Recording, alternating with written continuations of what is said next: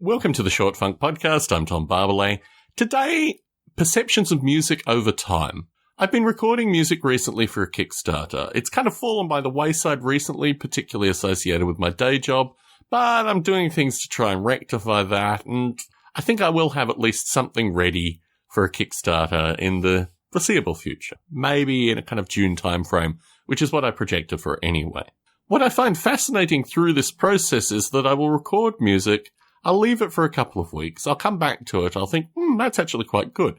I'll listen to it for a while, I'll stop listening to it, and then I'll come back again, and the music doesn't have the same resonance with me that it once did. It's far too familiar, it seems kind of cliched after listening to it for a while, and it's this pattern of composing, taking time off, listening to it in excess, taking time off, and returning to it, that always seems to result in the same kind of feelings associated with the music. I wonder if any form of production could yield this kind of effect. Or I'm starting to wonder if what I need to do is actually create music that goes above that bar. Create music where I can go through this process, and at the end of the process, if I return to the music, I feel that it's still a good representation of what I was actually trying to do.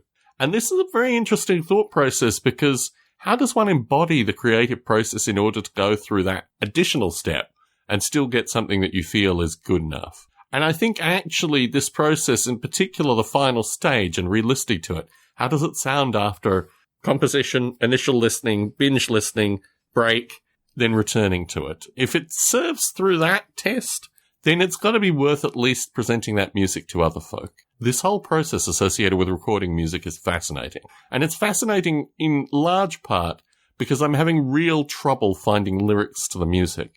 The music composition part of it is actually relatively easy, in particular the way I do kind of, 3-section composition and putting it back together. And in some cases, I have, key changes and a lot of meandering and stuff like that.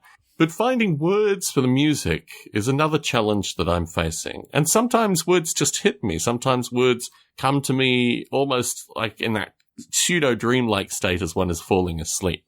You can force yourself, how am I going to think of that in the future? How am I going to remember that in the future? Which is an interesting problem in and of itself.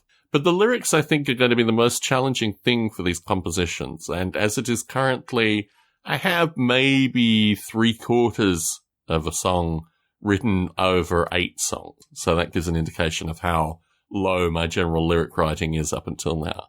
But I think this is a problem that's solvable, as is the problem associated with the re-listening phase. And I'm just going to have to work my way through this, because when you give yourself a deadline, and it's a deadline associated with relatively important stuff, I feel the weight of all my listeners to my various podcasts that know about this thing in terms of actually producing. That's always an important thing.